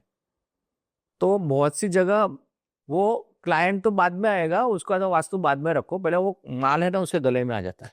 उस वास्तु दोष की वजह से वो प्रॉपर्टी में बेचने में उसको तकलीफें आती है, गवर्नमेंट से प्रॉब्लम्स आते हैं, फाइनेंशियल प्रॉब्लम्स आते हैं, पार्टनर्स में डिस्प्यूट्स होते हैं, ब्ला ब्ला ब्ला। मतलब वो मतलब जैसा वास्तु दोष होगा वैसा वो फल देगा। तो सबसे पहले तो उनके लिए जरूरी है। दूसरा ये है कि वास्तु कॉम्प्लायंस सर्टिफाइड प्रॉपर्टी आजकल सेल होना जरूरी है, लेकिन वो एक्चुअल में 100% कॉम्प्लायंस तो भूल जाइए। लेकिन अगर 60-70% भी कॉम्प्लायंस है तो मैं भी मानता हूँ अच्छी बात है। लेकिन अनफॉर्चुनेटली ऐसा नहीं होता। पर अगर वो मतलब मुझे मुंबई के एक बिल्डर ने आप कॉन्टेक्ट किया है, अभी बात चल रहा है, वो 1 साल के बाद बेचने के पेमेंट लेने के बाद 1 साल के बाद अपने मेंबर्स को पूछते हैं कि भाई आप रियली हैप्पी हो इस घर में। अच्छा। तो मतलब ये मतलब मुझे भी सरप्राइज करने वाला। हाँ, वो हाई एंड वैल्यू, बॉम्बे के हाई एंड मतलब वहाँ 1 BHK 1 करोड़ से स्टार्ट होता है। हाँ ये तो मतलब वहाँ हाई एंड मतलब 4-5 करोड़ से ऊपर होगा, मैं मानता हूँ वैल्यू उनकी प्रॉपर्टी। बट वो ये अभी उन्होंने क्या किया, फिर अपनी एक मतलब पैनल जैसा बनाया, उसमें 3-4 जो उनको ठीक लगे उनको वास्तु वालों को रखते हैं, और क्लाइंट्स को बोलते हैं कि फिर आप इनको मतलब जिनको भी कंसल्ट करना हो कंसल्ट कर सकते हो। क्योंकि कोई भी घर में चाहे कितना भी कोई वास्तु एक्सपर्ट कोशिश कर ले, कोई प्रॉपर्टी 60-70% से ज्यादा वास्तु कॉम्प्लायंस वाली मिल नहीं सकती, बन नहीं सकती। उसको बाद में वो उसका वास्तु दोष रिमूव करके उसको मैच करना, एनर्जी बैलेंस करनी पड़ती है। ओके। तो पहले तो मतलब वो जमीन लेने से ही मतलब बिल्डर के लिए तो वो इम्पोर्टेंट हो गया, वहां से वो वास्तु को देखना चाहिए उसको। और एंड यूजर के लिए मतलब अगर वो कंसीडर करें, जेन्युइनली वास्तु कॉम्प्लायंस करने का ट्राई करें, तो नेचुरली किसी का अगर आप अच्छा सोचोगे तो आप यूनिवर्स आपको अच्छा देगा ही ना, क्यों नहीं है। सही बात है। ओके, और जब हम एक वास्तु एक्सपर्ट की बात करते हैं तो आपके हिसाब से ऐसी कौन सी 3 या 4 ऐसी जो भी क्वालिटीज जो है वो होनी चाहिए वो वास्तु एक्सपर्ट में? देखिए, वास्तु छोड़िए, कोई भी व्यवसाय करते हैं, प्रोफेशन करते हैं, कंसल्टेंसी करते हैं, बिजनेस करते हैं, कुछ भी करते हैं, सर्विस देते हो, उसमें 3 चीजों का मैं हमेशा बोलता हूँ कि ये होनी चाहिए। That is number 1 is accountability. You are accountable to your clients, right. तो मतलब वो अकाउंटेबिलिटी होनी चाहिए। दूसरा, ट्रांसपेरेंसी होनी चाहिए। अगर ट्रांसपेरेंसी नहीं है तो कोई मतलब नहीं है ऐसा काम करने का। और तीसरा है वैल्यू फॉर मनी। क्लाइंट आपको जो पैसा दे रहा है वो हमेशा उसका हक है कि उसको रिजल्ट मिले। फिर हम ये बोलते हैं कि भाई वो तो आपका नसीब, आपकी श्रद्धा के ऊपर, दैट इज नॉट, मतलब दैट शुड नॉट बी। तो ये तो कोई भी प्रोफेशन में ये 3 चीज मेरे ख्याल से इम्पोर्टेंट है। और जैसे भी आपके हिसाब से और आपका अभी तक का जो एक्सपीरियंस रहा है उसके हिसाब से जो डेवलपर्स है, जो रियल एस्टेट बिल्डर्स है, वो कौन सी ऐसी चीज़ों को इग्नोर करते हैं जो उनको नहीं इग्नोर करनी चाहिए, या फिर वो उनको एक लॉन्ग टर्म उनके प्रोजेक्ट को एक बहुत बड़ा इम्पैक्ट करती है? जितना हो सके उतना, अगर वो अपनी प्रॉपर्टी में नॉर्थ ईस्ट को नीचा रखे, स्लोप अगर हो, तो वो नॉर्थ ईस्ट, साउथ वेस्ट से नॉर्थ ईस्ट की तरफ जाएं। और जो अंडरग्राउंड वाटर टैंक है वो नॉर्थ ईस्ट में आएगा, नॉर्थ में आएगा। तो वो बिल्डर को भी प्रॉस्पेरिटी देगा और वहाँ रहने वालों को भी देगा। साउथ वेस्ट में अंडरग्राउंड वाटर टैंक बहुत ही प्रॉब्लम कारक है। साउथ वेस्ट में एक बार ओवरहेड वाटर टैंक चल सकता है, बट बस ये एक सबसे मतलब मैं मानूंगा कि ये अगर ये ध्यान रख लें तो भी बहुत बड़ी बात हो जाएगी। ओके। अब मेरा सवाल जो है नेक्स्ट किसी फैमिली जो है उसके रिलेटेड है, कि अगर कोई फैमिली 5 साल से कुछ इश्यूज फेस कर रहे हो पर घर नहीं बदल सकते, तो उनको आप क्या एडवाइस दोगे? मैं कभी घर बदलने के लिए मतलब आदमी क्यों मतलब सोचता है, मतलब कि आपका कहने का मतलब क्या है कि मतलब वो बड़े घर में जाना चाहते हैं, नहीं जा पा रहे हैं, या उनको उस घर में प्रॉब्लम है और वो बदल नहीं पा रहे हैं। वास्तु सही नहीं है वो घर का, इसीलिए उसको घर बदलने का ख्याल आया कि घर बदलने से वास्तु सही हो जाए? घर बदलने से वास्तु सही हो जाएगा ये जरूरी नहीं है। मैंने पहले भी बताया आपको कि वो वास्तु दोष उसका पीछा नहीं छोड़ेगा, वो नए घर में भी वो वास्तु दोष आएगा।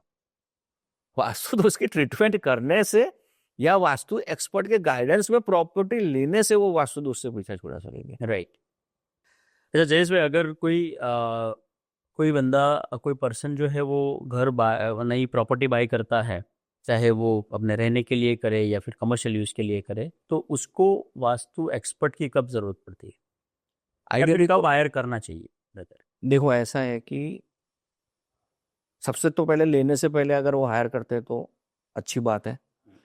लेने के बाद या प्रॉपर्टी ले ली है तो इंटीरियर कराने से पहले उस स्टेज में भी हायर करें तो भी हम मतलब उसमें काफ़ी कुछ कर सकते हैं उनके लिए। चाहे प्रॉपर्टी परचेस की हुई है तो भी दिक्कत नहीं, जो भी होगा उसको मैनेज कर सकते हैं, मैनेजेबल अगर वास्तु दोष हो तो।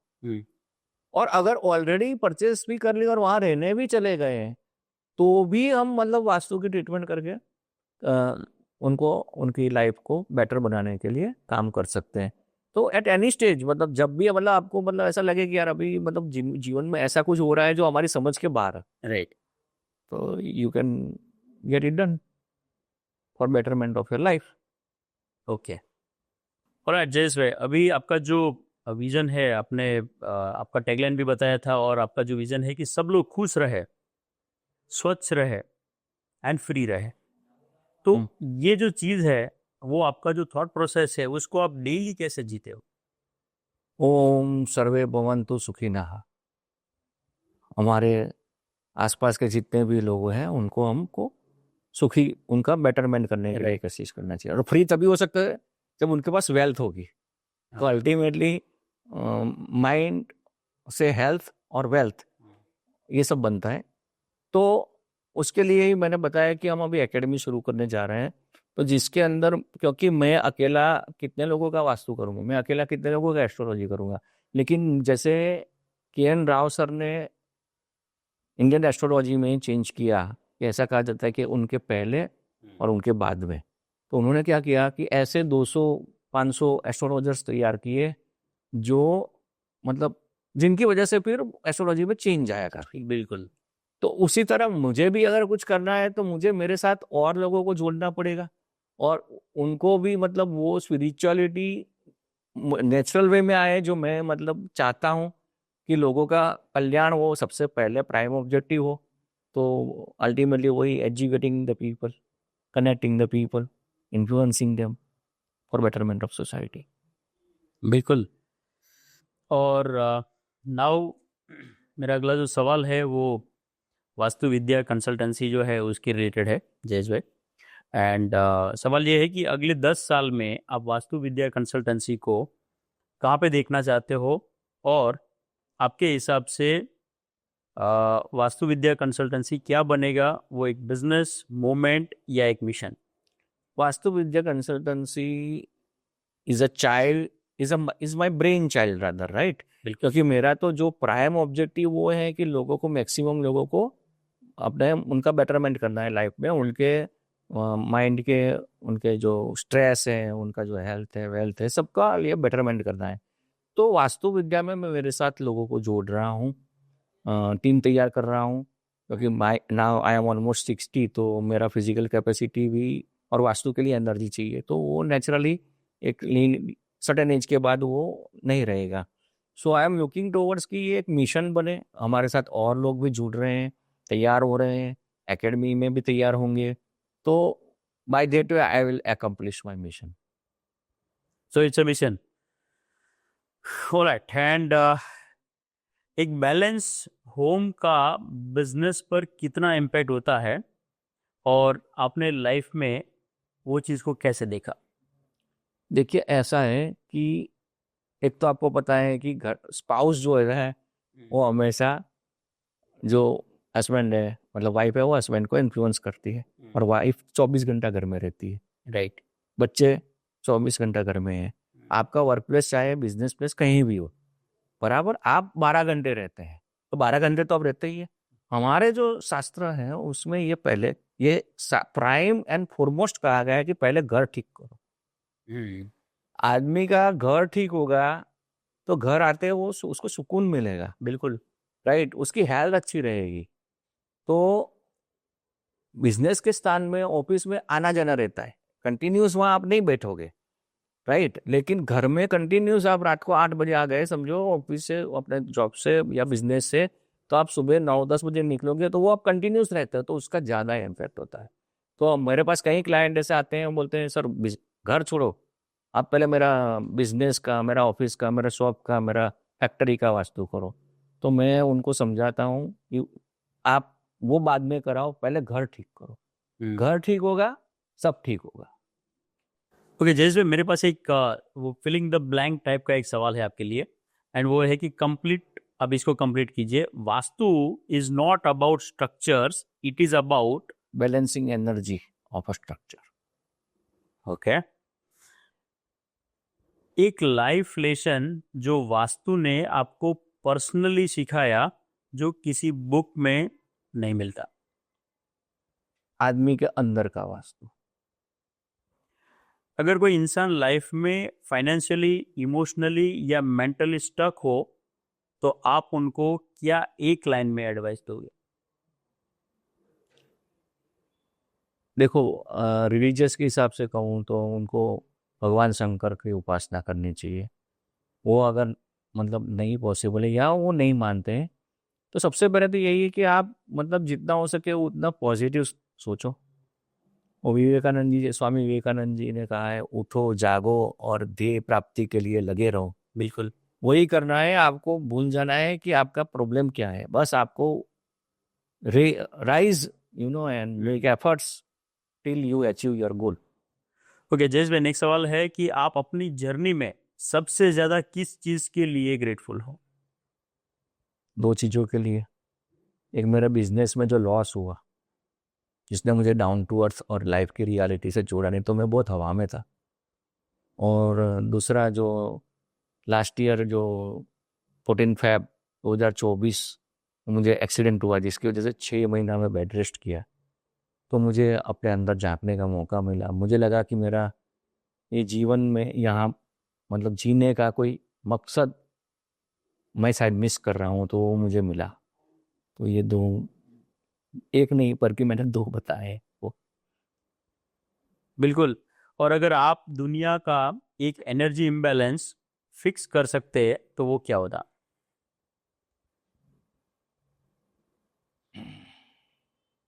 Mental health. मेरे पास आते हो जो लोग हैं आते हैं, उसके 90% लोगों के मेंटल हेल्थ के इश्यूज होते हैं। स्ट्रेस बहुत है, रात को नींद नहीं आ रही है, ओवर थिंकिंग कर रहे हैं, और उसकी वजह से ही फिर हेल्थ के इश्यूज है, उसी की वजह से ही फिर वेल्थ के इश्यूज हो रहे। तो अगर मेंटल हेल्थ सही होगी, और इसीलिए हम वैदिक ज्योतिष में चंद्र का बहुत ही महत्व बताया है, क्योंकि चंद्र मन से जुड़ा है।